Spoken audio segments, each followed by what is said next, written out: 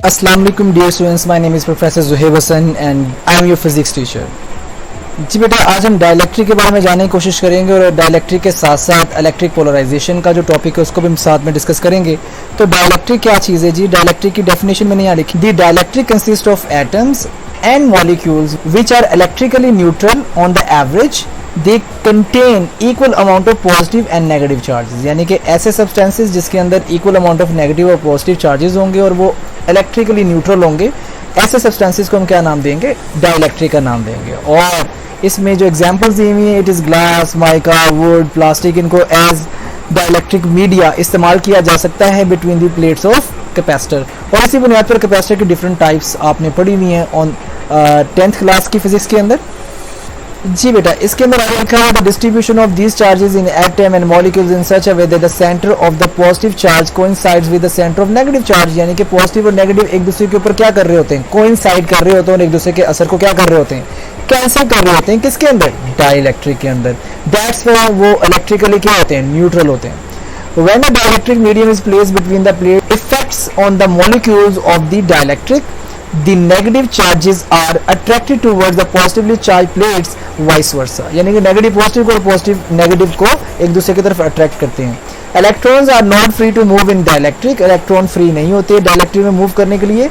When nuclei are subjected to electric force, then it undergoes displacement due to which both positive and negative charges are no longer coincides। यानी कि जैसे ही plates के दरमियान इस neutral material को रखा जाता है तो उसके ऊपर एक इलेक्ट्रिक फोर्स लगना शुरू हो जाती है, जिसकी वजह से वो जो पॉजिटिव और नेगेटिव चार्ज एक दूसरे के ऊपर कोइंसाइड थे, एक दूसरे के ऊपर मौजूद थे, वो मजीद एक दूसरे के ऊपर नहीं रह पाते। वो under the action of electrostatic force of these plates attract होने के बाद उनमें से जो नेगेटिव चार्ज है वो पॉजिटिव प्लेट की तरफ, वो पॉजिटिव नेगेटिव की तरफ अट्रैक्ट हो जाता है, जिसकी वजह से वो दोनों चार्जेस एक दूसरे से डिस्प्लेस हो जाते हैं और पोल्स बन जाते हैं उनकी साइड्स पे, राइट।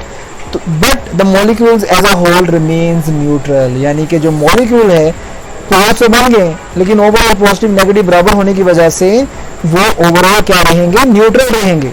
ठीक है। अब इन पोल्स के बन जाने की वजह से इसको डाइलेक्ट्रिक भी बोला जाता है। तो अब आगे चल के देखते हैं डाइपोल क्या चीज है। डाई का मतलब ऐसे दो होता है। तो two equal and opposite charges separated by small distance are said to be constitute a dipole. यानी कि ये एक डाइपोल बन रहा है जिसके अंदर क्या हो रहा है? इक्वल अमाउंट के जो चार्जेस हैं वो सेपरेट है एक दूसरे से एक स्मॉल डिस्टेंस के साथ। ओवरऑल बॉडी तो न्यूट्रल है लेकिन उस सेपरेशन की वजह से, उन पोल्स के बनने की वजह से हम इसको क्या नाम दे रहे हैं? डाइपोल। डाई का मतलब होता है दो, यानी कि दो पोल्स बन रहे हैं, एक पॉजिटिव और दूसरा नेगेटिव बन रहा है। अब जी इलेक्ट्रिक पोलराइजेशन क्या चीज है उसे हम देख लेते हैं। इलेक्ट्रिक पोलराइजेशन एक ऐसा प्रोसेस है, a process in which the molecules of dielectric under the action of external electric force become dipoles is called electric polarisation and dielectric is said to be polarised. ठीक है। एक ऐसा process जिसके अंदर जो डाइलेक्ट्रिक है वो एक्सटर्नल फोर्स की वजह से डाइपोल्स में कन्वर्ट हो जाता है और इस वजह से इसको, इस अमल को तो हम इलेक्ट्रिक पोलराइजेशन कहते हैं, जबकि जो आपके पास उसके नतीजे में पोल्स बन जाते हैं उसको हम डाइलेक्ट्रिक का नाम देते हैं। The charges on the dielectric faces are known as induced charges और पोलराइजेशन चार्जेस। यानी कि वो जो इनके एजेस के ऊपर चार्जेस पैदा हो गए हैं, या तो उनको इंड्यूस्ड चार्जेस कहते हैं जो कि पैदा किए गए हैं under the action of external electrostatic force, और या उसको पोलराइजेशन चार्जेस भी कहा जाता है। These layers of charges decreases the surface charge density. इसकी वजह से सरफेस चार्ज डेंसिटी कम हो जाएगी। क्यों? क्योंकि ये जो आपके पास, मैं आपको दोबारा से दिखाता हूं,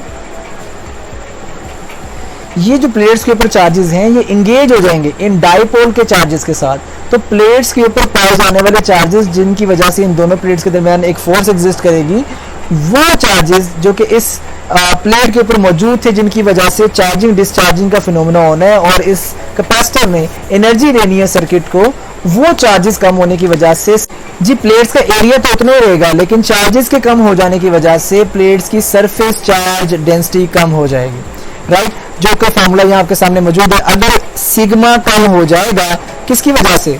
इन डाइलेक्ट्रिक के पोल्स जो बन रहे हैं इनकी इन प्लेट्स के ऊपर अट्रैक्शन की वजह से यहाँ से कुछ चार्ज वो अपने साथ एंगेज कर लेंगे, जिसकी वजह से प्लेट्स के ऊपर पाए जाने वाले चार्ज की डेंसिटी में कमी वाकई हो जाएगी।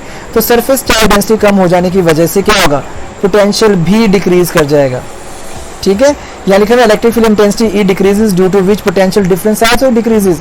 क्योंकि सरफेस चार्ज डेंसिटी के कम होने से इलेक्ट्रिक फील्ड इंटेंसिटी जो कि पॉजिटिव से नेगेटिव की तरफ जा रही थी वो भी डिक्रीज कर जाएगी, जिसकी वजह से पोटेंशियल डिफरेंस यहाँ पोटेंशियल भी डिक्रीज कर जाएगा, राइट। अब आपको पता है जो कैपेसिटेंस की वैल्यू वो Q और V होती है, तो V अगर डिक्रीज करेगा तो कैपेसिटेंस में क्या हो जाएगा, इजाफा हो जाएगा। इसका मतलब अगर मैं डाइलेक्ट्रिक मीडियम रखता हूँ किसके दरमियान, कैपेसिटर की दोनों प्लेट्स के दरमियान, इन दैट केस अल्टीमेटली उस कैपेसिटर की कैपेसिटेंस में क्या हो जाएगा, इजाफा हो जाएगा, अकॉर्डिंग टू दिस रिलेशन, क्योंकि वोल्टेज कम होने से कैपेसिटेंस में इजाफा हो जाएगा। जी बेटा आज के लिए इतना ही, इंशाल्लाह मैं बहुत जल्द नेक्स्ट लेक्चर के साथ आपकी खिदमत में हाजिर होऊंगा, तब तक के लिए इजाज़त दीजिए। थैंक यू वेरी मच, अल्लाह हाफिज़।